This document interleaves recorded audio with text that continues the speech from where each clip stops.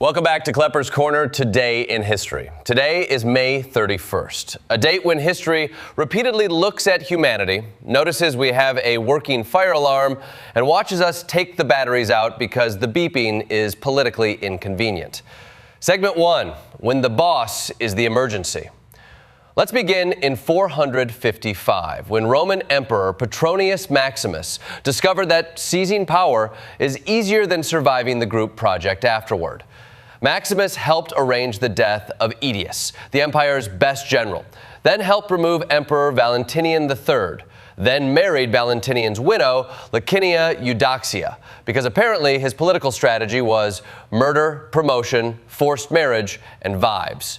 Unfortunately for him, Eudoxia allegedly invited the Vandals to Rome, which is one of history's great customer complaints. When word spread that Genseric's fleet was coming, Maximus did what every strong man does after promising security. He tried to sneak out. Rome citizens, noticing the emperor had destroyed the military leadership, married into legitimacy like a burglar wearing the homeowner's robe, and then abandoned the city. Responded with ancient Rome's version of a performance review. They killed him in the street after a 75-day reign. That is less a monarchy than a seasonal internship with consequences. The bigger problem was not just one terrible emperor. It was a system so hollow that the last serious defender could be murdered by palace intrigue. The throne could be grabbed by a rich senator, and the capital could be left undefended because the leadership class had confused personal ambition with statecraft. Rome did not fall in one dramatic moment. It got hollowed out by people treating the empire like a luxury condo association with armies. And when the Vandals arrived, Rome learned the painful difference between being eternal and just being very old. Segment 2, the steppe does not care about your resume. In 1223, the princes of the Kievan Rus and their Cuman allies met the Mongols at the Kalka River. And the result was less a battle than a violent seminar titled, "Maybe Listen When the Horse Archers Start Retreating." Genghis Khan's generals Subutai and Jebe were not wandering aimlessly. They were conducting one of the most terrifying reconnaissance missions ever attempted, riding across continents, crushing armies, and taking notes like consultants, except instead of a slide deck, they brought annihilation. The Rus princes assembled a huge coalition, which sounds impressive until you remember that medieval coalitions often had the teamwork of 5 divorced dads trying to assemble a trampoline. When Mongol envoys came to negotiate, the Rus executed them, which was a diplomatic choice in the same way throwing a chair through a restaurant window is making a reservation. Then the Mongols performed their classic feigned retreat for 9 days, stretching the coalition across the steppe until it stopped being an army and became a very heavily armored traffic jam. At the Kalka River, the Mongols turned, crushed them, and exposed how vulnerable divided command structures were against disciplined mobility. Mstislav the Bold escaped and destroyed the boats behind him, which saved him while stranding thousands of his own men. That is not leadership. That is cutting the elevator cable after reaching your floor. The captured princes of Kiev were reportedly suffocated under a victory platform, while the Mongols feasted above them, technically honoring a promise not to spill royal blood.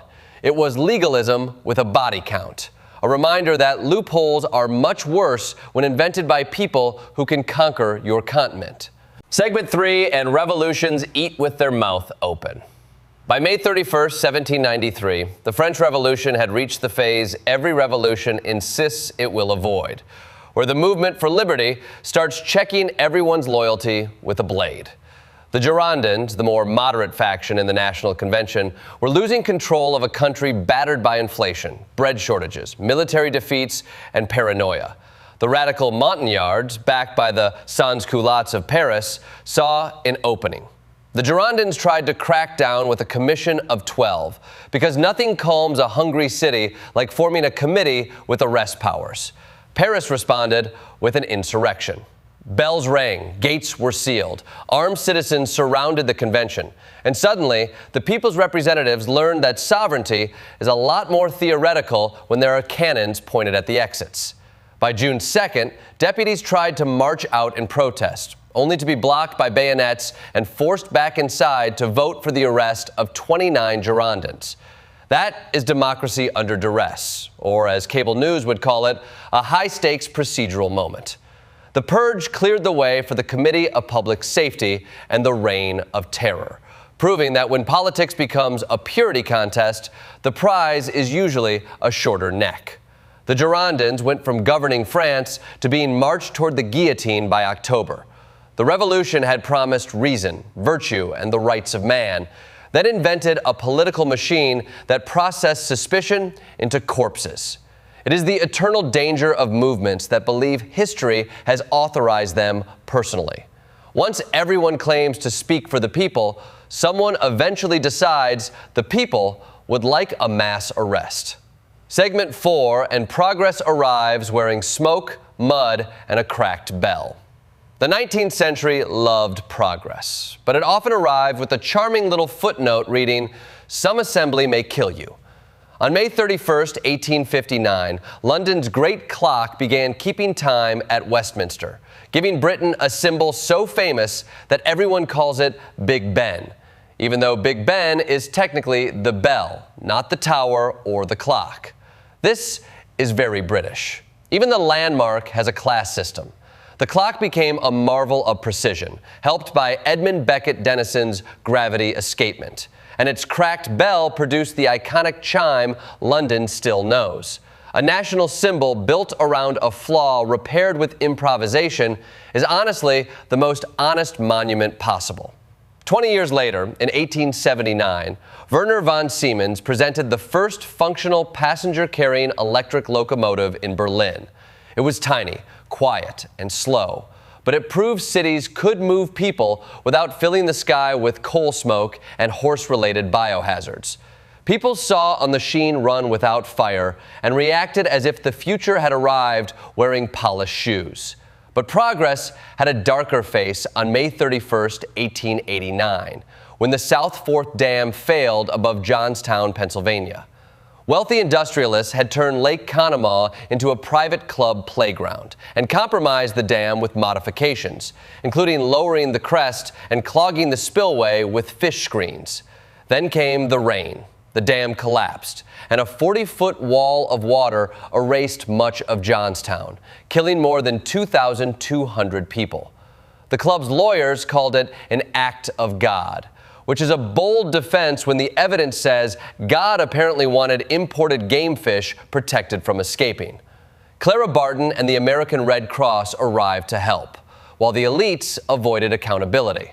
So yes, the century gave us public clocks, electric transit, and modern cities. But it also gave us the timeless rule that when rich people weaken a dam, poor people learn hydrology. Segment 5, and war, memory, and the receipts nobody wanted. May 31st also gives us 3 reminders that power hates witnesses, until witnesses become the only reason we know what happened. In 1916, the Battle of Jutland brought the British Grand Fleet and German High Seas Fleet into the largest dreadnought clash of World War I. The Germans inflicted heavier losses. Britain lost ships and thousands of sailors, and yet strategically, the British blockade held. It was the kind of battle where both sides could claim victory, which is usually how you know everyone had a terrible day. The opening shots were sparked partly because both fleets noticed the same unlucky Danish steamer, proving that even history's biggest naval battles can begin like 2 angry neighbors arguing over a parked car. Then, in 1921, Tulsa's Greenwood District, known as Black Wall Street, was attacked after false accusations against Dick Rowland fueled a white lynch mob. Armed black veterans came to protect him. Violence erupted, and white mobs destroyed 35 square blocks of black prosperity. Hundreds may have been killed. Thousands were left homeless, and the massacre was buried by institutions that preferred silence to accountability. The cover-up lasted decades because America has often treated racial violence like a family secret stored in a courthouse basement. Finally, in 2005, former FBI Associate Director Mark Felt revealed he had been Deep Throat, the Watergate source who helped Woodward and Bernstein follow the money to the Nixon White House. Felt's secret survived for 30 years, which is remarkable because Washington usually leaks faster than a kiddie pool full of raccoons. Together, Jutland, Tulsa, and Watergate show three kinds of power: military power that miscalculates, mob power that destroys, and secret power that exposes. The question is never whether history has receipts. It is who gets to hide them, who gets forced to read them, and how many years pass before the truth is allowed into the room. In conclusion, May 31st is a reminder that history is rarely short on warning signs. Rome had political rot before the Vandals. The Rus had 9 days to stop chasing the Mongols. France had enough bread riots and paranoia to know the revolution was overheating. Johnstown had a weakened dam sitting above a working-class city. Tulsa had racism, resentment, and armed mobs before the flames. Again and again, disaster does not arrive out of nowhere.